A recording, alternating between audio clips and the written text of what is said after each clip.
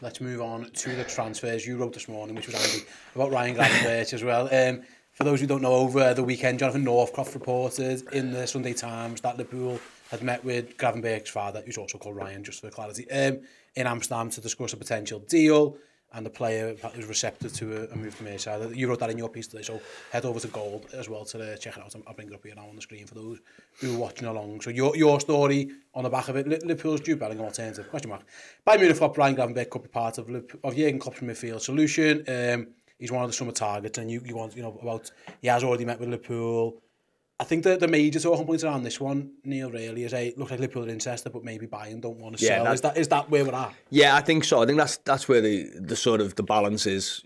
I mean, a year ago this would have been this. I think the Twitter world probably would have been in absolute sort of excitement at Liverpool. He was a real hot prospect, wasn't he, coming through at Ajax? Liverpool had come up against them in the Champions League. I do remember him sort of being really classy and impressive, especially over in Amsterdam. I know it was the pandemic season and it was sort of a little bit of a forgettable year, really. But I do remember him. They had a few players that, Kudos went off injured in the game early, but there was a lot of talk about him. There was a lot of talk about Gravenberch. I think Timber possibly played as well, and there was sort of this exciting young Ajax team with Erik ten Hag, and he did stand out.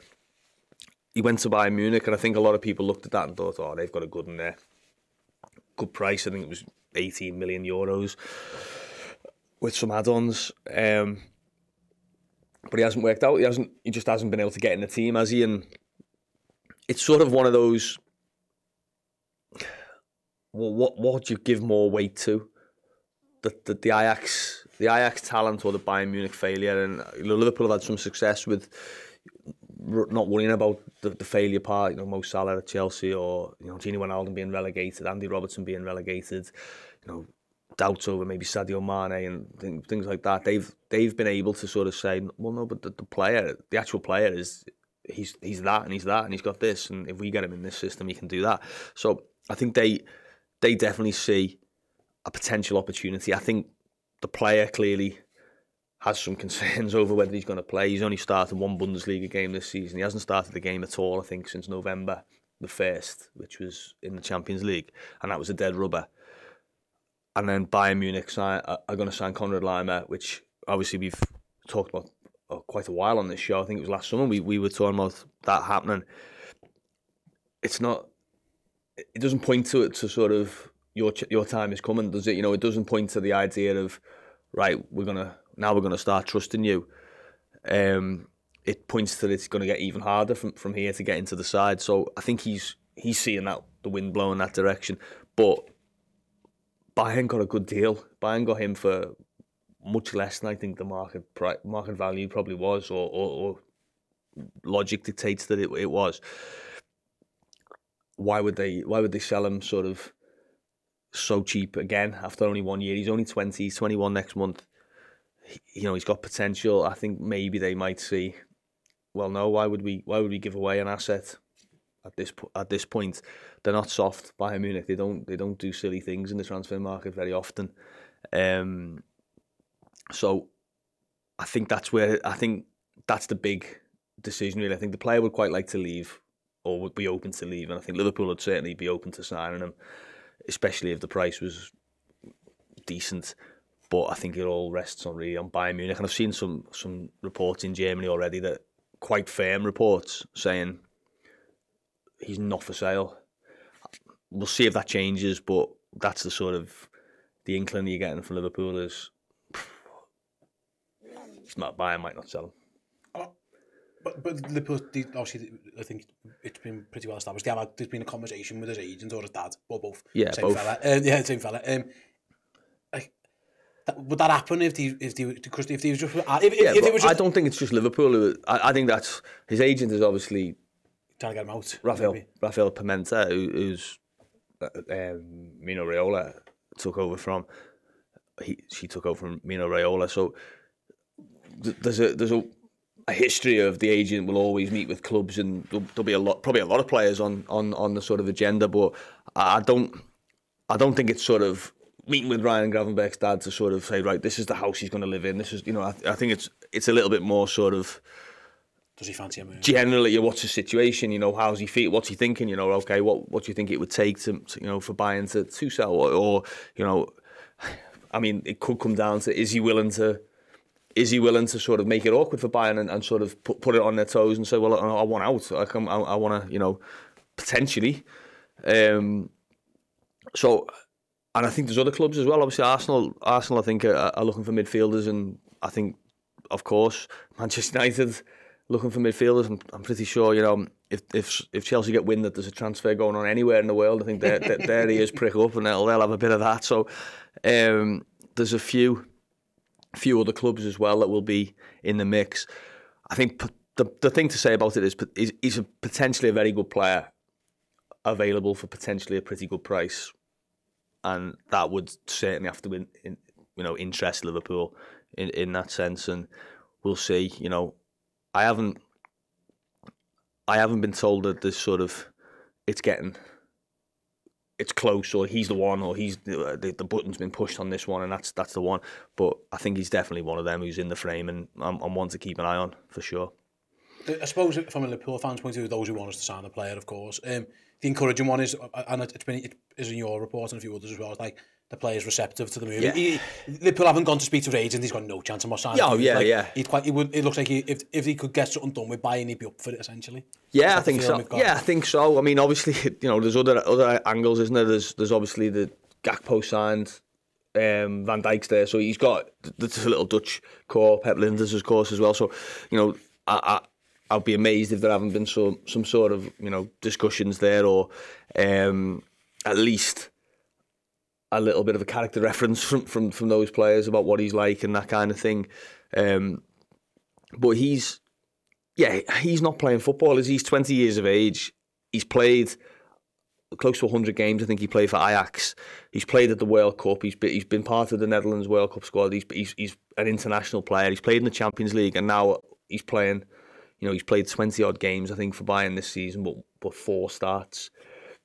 That's not where he thought he was going to be, is it? Not where he wants to be at 2021. I think he wants to be developing into a player that's, being talked about. Maybe not like a Jude Bellingham, but not far off that kind of reputation. He certainly had the build up as a teenager and as a young player coming through Ajax. He was compared with all kinds, Frank Rijkaard and Paul Pogba, and these kind of players that absolute sort of top level players. That's where he wanted to get to, isn't it? And at the moment, he's not getting there at Bayern Munich. So yeah, of course he would be looking and saying, well, what's out there for me? Is there a club? Is there a manager? Is there a team that can get me back on the upward trajectory, if you like? And Liverpool are a pretty good example of that, aren't they? Liverpool have done it for some players. There were players, who weren't obvious signings. Like I mentioned a few obviously earlier, but even sort of Diogo Jota. You're looking at potentially Cody Gakpo might be one of those. Luis Diaz. They weren't players that you said, oh God, like that was always gonna work out perfectly for Liverpool, wasn't it? Gini Wijnaldum. Like Liverpool have got a good track record of if you get in our team and we can build the team around you that can make you look really, really good and get you back playing at the highest level. Obviously, it would really, really help them, I think, if they were doing it from a Champions League point of view and they were getting in there. We haven't even talked about that race. Maybe we'll have a look after the Forest and the West Ham games at that one. But that they are still an attractive proposition for a player who maybe has, I wouldn't say come off the rails, but it has sort of had the difficult bump in the road. Wow. The studio's falling apart. Wow. A sign saying boss has just fell down. Yeah. Okay. That could be an omen. Yeah, absolutely. But but Mason Mount, we talk about Mason Mount in a similar situation, don't we? Sort of had a difficult season. Can he kind of change his scenery, change his sort of trajectory of his career? I think Gravenberch is even more sort of in that category because he's played so little football in the last 12 months. So I think if Liverpool could get, a deal with Bayern, I think of course he'd jump at it, to be perfectly honest. A couple of things then before we move on from him, just again, Why do you think it has? I know Bayern, like, for example, who's in front of him already? So you Joshua Kimmich, Leon Goretzka, and Musiala. And then sometimes Thomas Muller's played in the midfield. They've used Alphonso Davies in the midfield. So you've got great players, I get it. But Nagelsmann signed him and never picked him. Yeah. He's gone, there's a new manager, and it's early days on Thomas Tuchel, and apparently he's a fan, and he's been talking him up a little bit as now. But it's whether they've decided he's just not that good, or he needed a year. Like Liverpool have done this with players, not so long, but like, you know, Fabinho wasn't in Liverpool's team straight away, and then he became it. Like, what is there any sense of what Bayern are doing? Have they did they not rate him, or is it a case of like he just needs to work on it because he hasn't played? No, but it's interesting, isn't it? Because there's a few in that camp. I mean, there's a very obvious one in Sadio Mane at the moment who's signed in the summer. You know, just hasn't been able to do it. João Cancelo signed in January, and sort of they haven't yet found a way of getting him into the team. Have they? You know, they actually signed another guy from Ajax at the same time, Mazraoui, fullback, who I think he's played even less than Gravenberch, or certainly not much. I don't know whether it's maybe it's just a difficult system to get under. You know, at Bayern, you know, they've had a lot of those players that you mentioned there. I mean, Kimmich, Goretzka, Thomas Muller, Alphonso Davies, you know, obviously, you know, Gnabry and Koeman, they've been there a long time, haven't they? And they're sort of very well established. And maybe it is difficult to just sort of get a new player right into that team straight away. Obviously, I mean, they're good players as well. The ones that are keeping them out, they're not mugs. You know, Kimmich is one of the best around. Goretzka's obviously been a big player for Bayern. Musiala's one of the elite talents, you know, of world football, isn't he, for a young player? So he's not sitting there twiddling his thumbs while they're sort of playing people you've never heard of in there. He is having to wait. Maybe there's things on the player's side that he hasn't maybe done enough. I saw Tuchel sort of saying that he trains really well, and that he's showing up in training, and that he is a candidate now to play, which, you know, maybe works. Sometimes managers just don't fancy players, do they? Maybe Nagelsmann just didn't. He just wasn't what he thought he was. You know, we've seen players where you just think, he's brilliant. Why is he not playing? And the manager's like, he won't do the work off the ball, or he doesn't get enough goals, or he doesn't track. You know, there's a reason for it. He doesn't link up well enough with the left back, or, you know, that kind of thing. So there will be factors behind it, but I think it's how. I suppose it clearly hasn't put Liverpool off, as it isn't an idea that, oh my God, he's the worst professional we've ever sort of had in Munich. You know, he just doesn't try, or, you know, that sort of stuff would put a club off, wouldn't it? It clearly hasn't. So it must just be a little bit of circumstance. It may be a little bit of sort of bad luck, maybe a little bit of a personality clash with a manager, or you know, not even necessarily a personality clash, just a style sort of not gelling. But it might be interesting to see whether Bayern, you know, obviously they're probably going to go up the Champions League tonight, aren't they? So they've got a title running to focus on. See how much he features in the running, because they've got some. They're not playing incredibly well. They drew last weekend. They're obviously, are they level on points at the top of the Bundesliga? Or they're not. They're certainly not home and dry in the Bundesliga. They 2 points clear of Dortmund. They would have been. I think they would have been level on points if Dortmund hadn't thrown away a lead at the weekend. So it'll be interesting to see whether they trust him in that running period, or whether he remains in this sort of position of getting 10 minutes, 15 minutes here and there, or not even coming on in games, and how that maybe influences his decision and the club's decision come the end of the season. The final one, then, mate, just to wrap it up, is you talk about the players who are in front of him, and I'm thinking about the players, I can see why you might be looking at it, because they're all, take Thomas Muller aside, who's getting on a bit, they're all of an age where no one's moving anytime soon. They're not losing Goretzka, they're not losing Kimmich, they're not getting rid of any of the others. And also, you mentioned before, the signing Conrad Lyman as well. So, like, at some point, Bayern must be thinking of letting one of them go. I know Thomas Muller, again, the age thing, but he'll probably just retire there at some point and do something by Munich at some point. But he's only 33, he's not going anytime soon. The fact that they've already agreed this Lyman deal, surely the numbers game suggests that they're going to let somebody leave, you would think. Yeah, possibly. I mean, there's obviously stories linking other players away. Sadio Mane being obviously one at the moment. So I don't think they're in a financial situation where Bayern are going to have to... numbers rather. Yeah, possibly. Maybe they feel had they had an extra midfielder this season, they would have been competing with City in the Champions League better, or home and dry in the Bundesliga. But yeah, I think it definitely raises a question. If you haven't played when there's 4 midfielders at the club and now there's 5, of course it's gonna play on your mind, or it's gonna come into someone's thinking. But like I say, I mean, he is a 20-year-old player, and Bayern maybe that would be the point they would make, is like, well, we didn't sign him for an old Klopp quote. We didn't sign him for 5 minutes. We signed him for 5 years. He's got time to develop into the player that we need him to be. But yeah, from his point of view, I can definitely see why he would look and think and go like, where are my minutes coming here? Do I want to play in the German Cup and as I say, wait for maybe a dead rubber Champions League game, or as I say, off the bench 10, 15 minutes? Do I want to do that for another year? I'm losing out. Especially as some of his other players. I mean, Ajax sold a lot of players last summer, didn't he? Think of Anthony, getting good game time at Manchester United. Obviously, Lissandro Martinez before he got his injury as well. He's probably looking at a few of them and thinking, well, hang on, they've gone to big clubs and sort of found a place in the team. Why haven't I?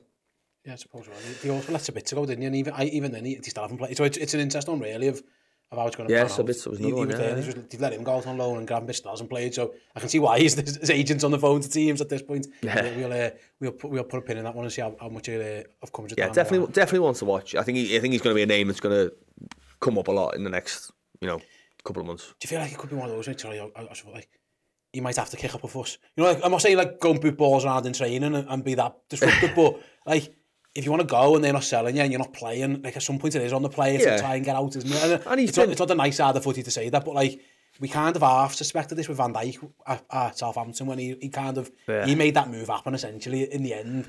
It does feel like maybe that needs to be the case where, I don't know how that will go down at Bayern Munich, whether you just go, fuck, like, not happening. Brighton held out on Casado when he was in a similar boat, so there's no guarantee it happens, but it feels like maybe, I don't know, would he do that to Bayern? I don't know that as character. Yeah, it feels like it might be something like that, I don't know. Possibly, yeah. I mean, he's spoken out, there's been a few times he's spoken out this season. I wouldn't say, sounds a bit more dramatic than it is, but he's spoken and said he's disappointed that he's not been playing, that he's given interviews saying it hasn't worked out the way I hoped it has yet, or that kind of thing. So of course there's international breaks coming up, and you get those players maybe who give these explosive interviews, or the quotes seem explosive, where he says, I want to play, or I want to leave. I think that is a possibility, but like you say, I don't know how. I think Bayern have seen a few players do that kind of thing, and I don't think they're the one who'll go, oh God, we better give him what he wants. I think Bayern are a strong enough club and in a strong enough position that if they were set on something, I think they would be capable of sticking to it. Yeah, fair enough. Yeah, right then, we'll put a pin in that one. I'm sure we'll be talking about Gravenberch again in the future. Hey everyone, hope you enjoyed that clip from Journo Insights. If you want to watch or listen to the entire show, we also spoke about Alexis McAllister, Fabio Carvalho, Curtis Jones, Trent Alexander-Arnold's Liverpool search for a sporting director, and loads more. Simply head on over to redmenplus.com and sign up as a monthly club captain. If you do so using the code JOURNO, JOURNO, you'll only pay 99p a month for the first 3 months. So rather than a £5 a month for 3 months, it'll be 99p for 3 months. Go and check it out. Go and check out all the amazing content on Redmen Plus, and I'll see you all soon. Go to redmenplus.com, redmenplus.com, redmenplus.redmenplus.com, and you will get discount codes for redmenmesh.com, redmenmesh.com, redmenmesh.redmenmesh.redmenmesh.com.